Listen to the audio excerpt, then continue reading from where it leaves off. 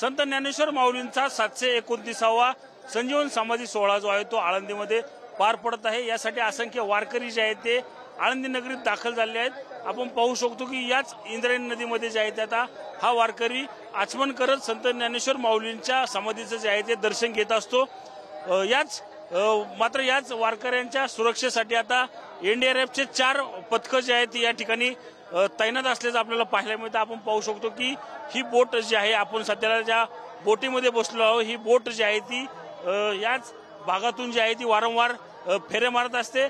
कुठल्याही भाविकाला कुठल्याही प्रकारचा त्रास असेल किंवा कुठला भाविक बुडायला लागला तर हे एनडीआरएफचं पथक जे आहे ते त्याला तत्काळ त्या ठिकाणी वाचवतं। याचसाठी आपण पाहिलं तर अनेक वारकरी जे आहेत ते या इंद्रायणी नदी काठावर जे आहे ते आलेले पाहायला मिळतात।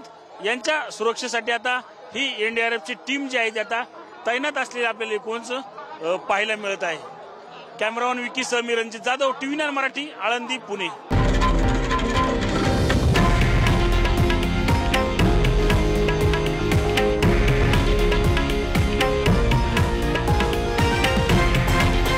हे आहे देशातील नंबर 1 न्यूज नेटवर्क आणि आपण पाहत आहात TV9 मराठी, एकमेव।